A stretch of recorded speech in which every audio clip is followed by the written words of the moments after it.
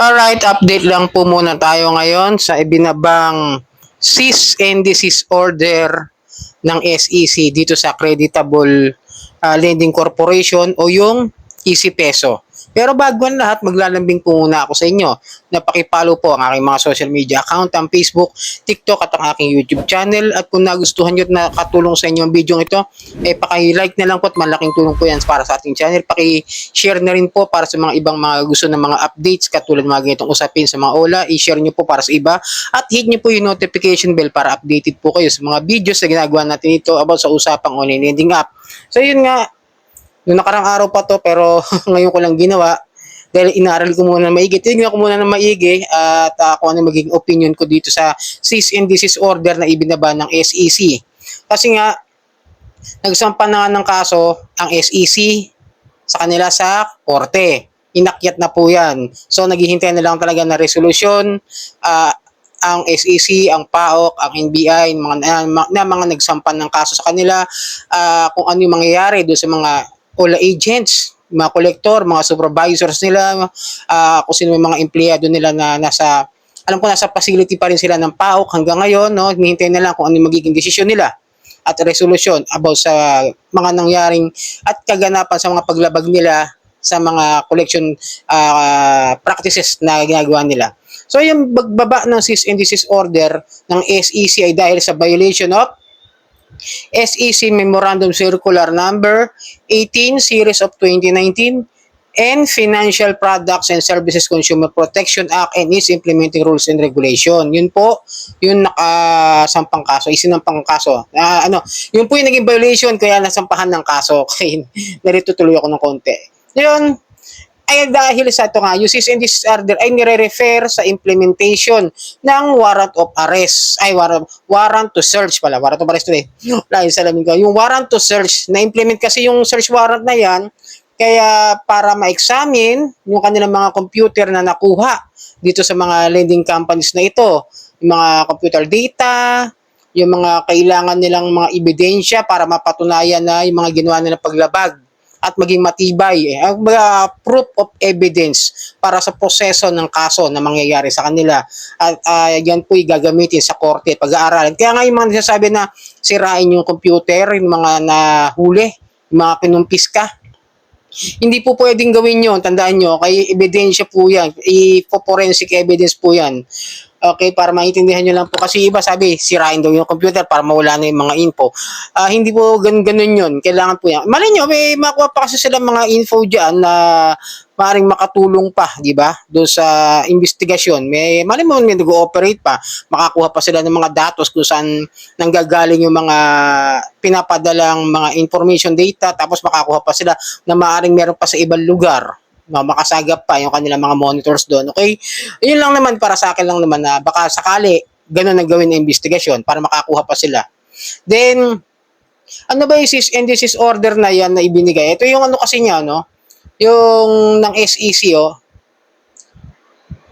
to a financial service provider without the necessity of prior hearing if the Commission's judgment as of practice unless restraint amounts to fraud. Parang yung siyempre may mga ginagawa silang panloloko doon sa mga kliyente nila dahil sa mga ginagawa nilang unfair debt collection practices. Kaya sila na-issuehan ng cease and desist order at na-implement yung search warrant. Tapos ito po yung the unfair debt collection practices of the respondent not only violate the provisions of the FCPA o yung Financing Consumer Protection Act to the IRR implementing rules and regulation, but also will unjustly cause grave or irreparable injury or prejudice to its borrower. This has been substantially proven during the implementation of the search and seizure warrant in question. Ngayon, nakalagay dito dahil nga bigyan sila ng cease and desist order ang Creditable Lending Corporation at ang kanyang mga online lending platform, yung kanyang OLA, yung Easy Peso, ay binibigyan ng kautusan na huminto sa lahat ng kanilang mga transaction. Ito, tulad ito. Pakita ko sa inyo yan. Including to its owners, operators, promoters, representatives, agents, and any All persons claiming and acting for and in their behalf are hereby directed to immediately cease and desist from engaging in, carrying out, promoting, and facilitating any lending activity or transaction. So parang ibig sabihin niya, no? Pero mas mabuti idulog nyo pa rin sa mga abogado. Kasi ako ito base lamang sa pagkakasabi ng sa cease and desist order na ito na inimplement nga ng SEC. Ulitin ko ha, base ito sa kanila, hindi galing sa akin. Parang ang tingin ko, yung pagpo-promote, yung siyempre, nandiyan pa rin sa Play Store, di ba? Nakikita niyo pa yung mga ads kung paminsan-minsan, nagpo-promote pa sila, nagpapautang pa sila, at even the other lending activity, yung mga transaction natin, maaaring kasama rin yung paniningil, ayon dito sa basa ko. Pero ipakita niyo to kung meron kayong mga kilalang abogado, no? Kung sakasakali meron kayong mga kamag-anak o kakilala, kaibigan, o maaaring sa PAWAW, nyo sa Public Attorney's Office, pwedeng idulog, tanong kayo ron, para mas malinaw. Kasi ito ay base lamang sa nakasulat. At yun yung pagkakaintindi ko. Yun ay aking point of view dito sa pagkakasabi nila.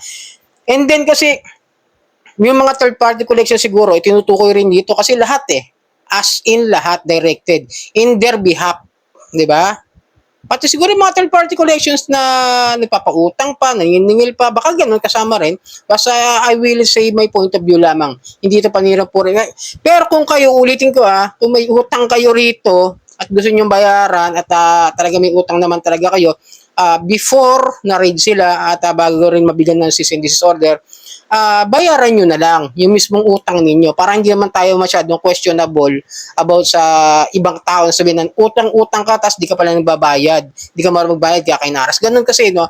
Akin lang naman is para hindi tayo nako-question din ng iba na mga hindi naiintindihan kung ano yung mga proseso at ginagawa nito mga paglabag ng mga online lending platforms, okay? Para magkano lang tayo, at least napatunayan sa sarili natin na hindi natin talaga likas na utangan na takbuhan. Kasi sabi ko, kahit bayaran nyo lang yung principal amount na naiutang nyo, kung nakahiram kayo sa libo, ibalik nyo na lang. Pero mag-ingat pa rin kayo kasi sabi ko nga sa inyo, yung OLA nito, yung Easy Peso, nung sinubukan ko nakaraan, nagkakaroon ng glitch. Tignan nyo maigi yung payment system nila, kung tama ba yung nakalagay doon sa payment channel nila, kung tama ba yung reference code ng kanilang bibigay sa inyo, at baka may mga nagte-text nga sa inyo, kagaya niyan, meron nanginingil, baka yung third party collection, bigyan kayo ng ibang mga number, tapos yung operations nila through the Play Store. Ngayong alam nyo na may cease and desist order, bawal po sila mag-engage. Ngayon, yung mga nagpo-promote dyan ng mga OLA, baka may magre-review, sabihin, okay, utangan tong Easy Peso, pinapahinto. Paalala lang, baka sabihin nyo na naman na okay, utangan to, tapos di naman kayo nag-research. So, doon sa ibang mga OLA reviewer, nakikita ko, sabihin di alam, na-read na pala. Tapos sabihin, okay daw utangan. Di ba? Meron ako mga ganun mapapanood dyan ayoko na mag-name drop. Sa totoo lang. Sabihin, okay, kahit hindi. Kahit mababaw na sa utang yung tao, okay. Goods pa rin sa kanila. Paka-inconsiderate naman ng iba. Wala man lang malasakit sa kapwa na sabihin na hindi maganda kasi kung mababaw ka na sa utang. Tapos ito, may cease and desist order, sasabihin legit pa rin. Ito na sinasabi ko lang sa ibang mga wala reviewer na maging maano naman kayo, mag-emphasize naman kayo sa inyong mga sarili na maawa rin kayo sa mga borrower na hindi alam kung ano yung nangyayari. Yung katotohanan na nangyayari sa mga online lending apps na ginagawa ng mga yan. So, sana nakatulong ang video ito. Muli, maglalabing ako sa inyo na pakipollow po ang aking mga social media account, ang Facebook, YouTube at ang aking TikTok. Maraming po salamat at sa uulitin.